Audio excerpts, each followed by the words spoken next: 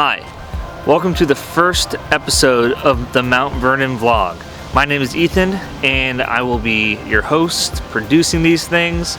I started working at Mount Vernon last fall and thought, it'd be a cool way to show people behind the scenes and things that you don't really see when you come to Mount Vernon would be to start this vlog. For our very first episode, I've got something really special lined up. We're actually going to be meeting with the people who preserve objects here at Mount Vernon.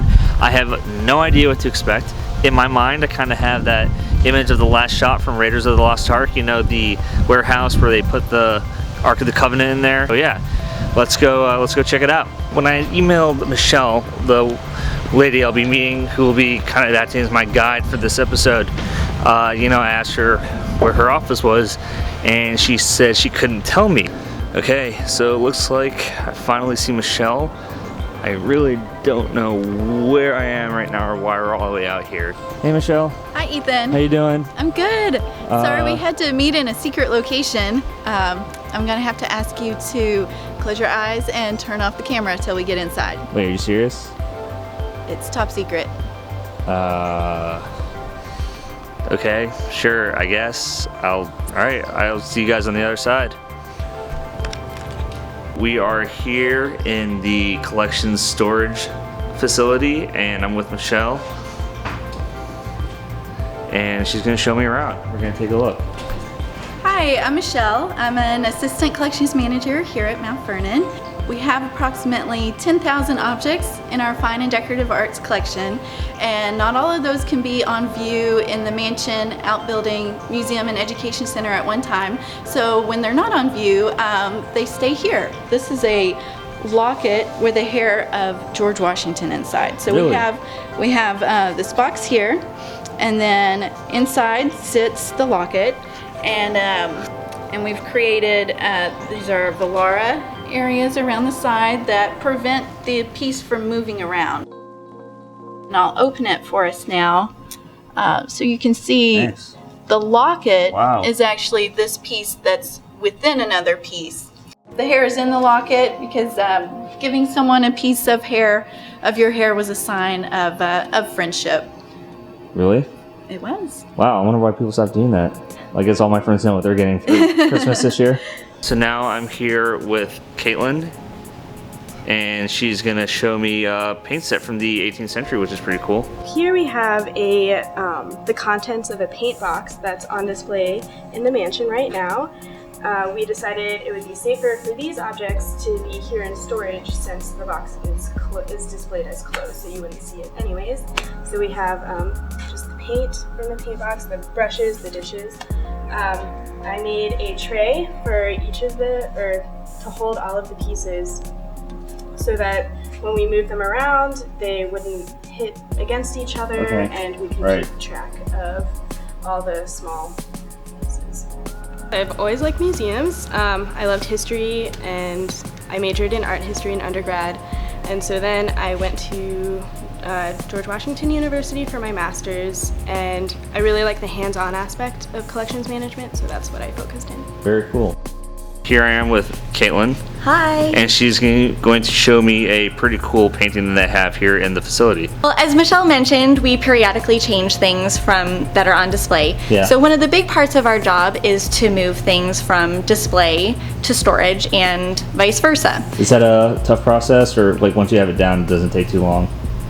Well, one of the things that we need to consider, just as in storage and display, one of the primary parts of our job is to make sure that we preserve the objects as we move them. Right, of course. This is one painting here that we actually moved recently for display in another building. Now, just as we create custom housing for some of the objects in storage for our collection, we also create custom supports when moving objects. So like these blocks right here. Yes, exactly.